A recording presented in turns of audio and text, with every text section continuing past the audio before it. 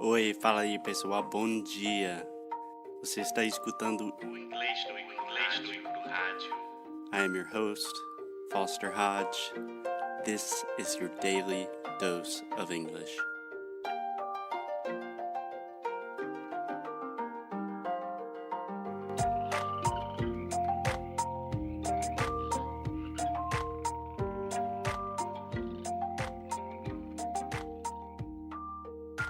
Well, hey, Alexia.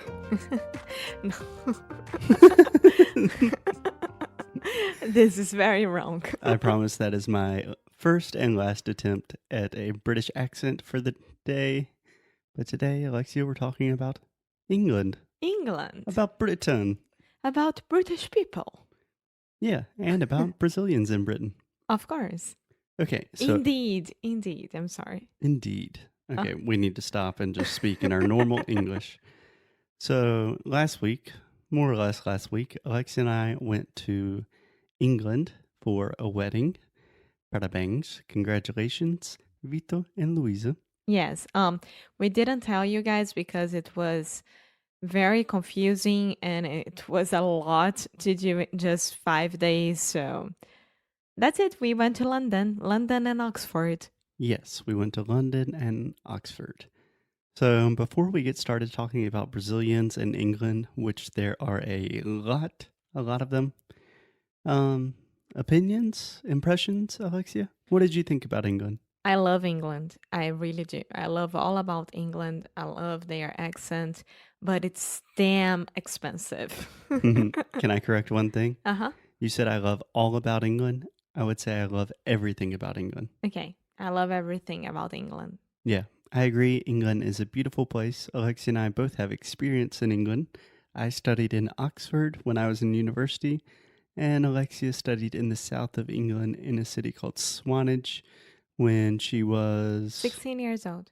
16 years old. Yeah. So England is a place that we both have very happy, fond memories of. What about this time? Anything in particular stand out to you? Maybe the way I looked at the cities, like with my grown-up eyes, that this time I could go to the pubs, I could enjoy a little bit more of the nightlife, things like that. Yeah. I could not look at England with my grown-up eyes because when we went, I was only 28. Now I'm 29. So No. I don't know. About Oxford. Oxford is amazing. It's simply amazing. Yeah. So for those of you who don't know, Oxford is essentially just a university city.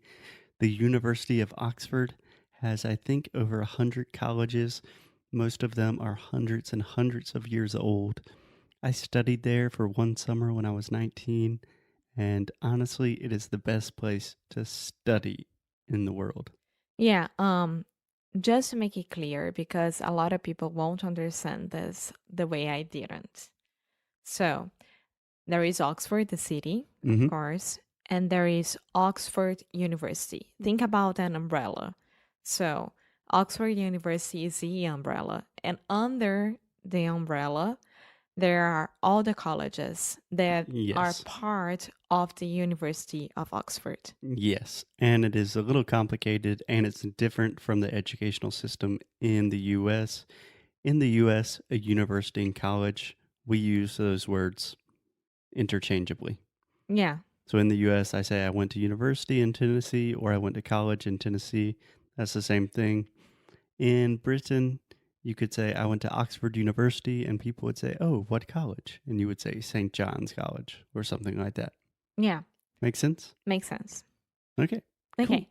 So we went to this wedding to my great friends, and we were in a group of Brazilians, German, and Thailand, right? Thai. Someone from Thailand is a Thai person. Yes, it's a Thai and American. You were the only American there. Yep. That's a very common feeling for me, being the only American. Oh, no, you weren't. Oh, yeah. Then one other American appeared briefly. Yep. And we had a lot of fun. It was great. But we want to talk about the Brazilians that we met there. Yeah. So I think the most interesting thing to point out is we spent more or less 5 days in England, and I don't think I truly met one British person. That's I true. met people from all over the world, had conversations with Brazilians, Germans, Thai people, everywhere, but really no British people. Yeah, So yeah. England is super international, and especially London. And London is, I didn't hear English on the streets at all. Yeah. I heard every kind of language around the world, Mm-hmm. but no English. Yeah. And I think we can do an episode on the fact if that is a good thing or a bad thing. Mm-hmm. But let's just tell some of our stories about Brazilians in London. Yeah. So which one do you want to start with? I want to start with the waiter. Ooh, can I tell this one? Yes. Okay. So we had a big table for 8 people at an Italian restaurant in London. And for some reason, one of our friends got lost. So everyone was looking for that friend. And at the table, it was just me and Tomás, one of our Brazilian friends. So the waiter came up to our table in a perfect British accent, asked us what we wanted to drink, if we wanted anything while we were waiting on our friends. And I was like, so nice, British people. And Tomás and I were sitting there speaking in Portuguese. And when the waiter returned, he was like, e aí, galera, já decidiu que você quer comer algo? And we were like, wait, what? And he's like, you're Brazilians. I think I should speak to you in Portuguese. But we're like, where are you from? He's like, Espírito Santo. Capixaba. Yeah. So then we played a very funny joke. Prank, right? Yeah. We pulled a prank on one of our friends, making a joke about football. No, I was part of the prank. I didn't know about anything. When I came back to the table after trying to find our friend, Aninha, which was lost, we came back and the waiter came back to the table and asked us in perfect English, what do you want? And I was trying to understand what was the best dish to order. Mm-hmm.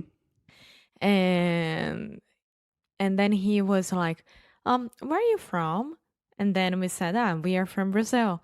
Oh, Brazil, that's so cool. I have a friend from Brazil that taught me how to say, I think an expression in Portuguese.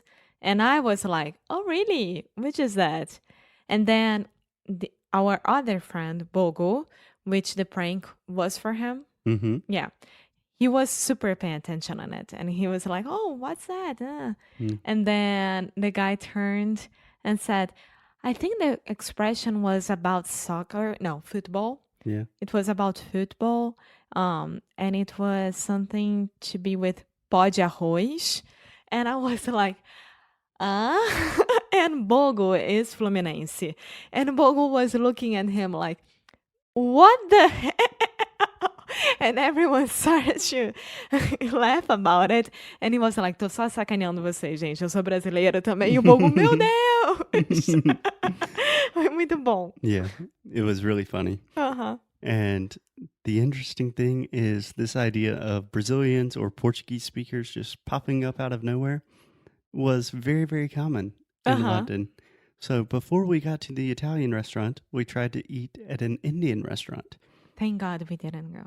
Alexia does not like spicy food. But at the door, the host, the guy that gives you your table, he kind of seemed like a strange guy wearing like a strange hat and strange beard and had a perfect British accent and was like, sorry, it's going to be like 1 hour and a half. 1 hour and a half. And we're like, oh, no, that's fine. And then we were talking like in Portuguese, like, a gente quer esperar, no. And then he's like, se fala português. In perfect Portuguese. And we're like, oh, are you Brazilian? He's like, no, sou grego.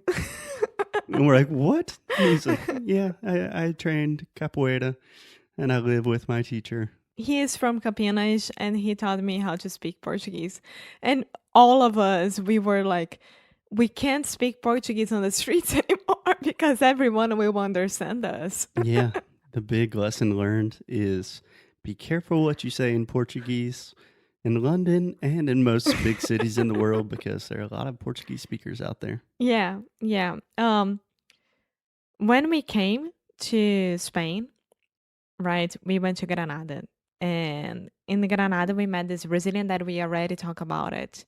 And she was telling us that London is the place nowadays for Brazilians to go because there are a lot of jobs, a lot of things to do, and it's really, really good. Yeah, yeah. I mean, London is a land full of opportunities. So I think the last story we should end with today, Alexia, is we went to a concert on our last night in London with one of my favorite singers named Erland Oy. He is... Ooh. Gabby. Gabby's mad at someone. It's one of the guys from a band called Kings of Convenience. Yes. They are a band from Norway. And he has a new group called La Comitiva or La Comitiva. La Comitiva Band. Yes. And they are a group of Italians. They live in Italy. They played a lot of different songs. And then out of nowhere, they played a Brazilian samba song, right? Yeah, yeah. And I think there was me and another Brazilian like in front of it. And we were like, hey! It was very obvious who the Brazilian was. So then... In a perfect Portuguese. Yeah. And playing cavaquinho, sorry. Playing cavaquinho. And then one of my favorite singers of all time, Erland, got down off the stage and started to dance with people and obviously saw Alexia dancing samba.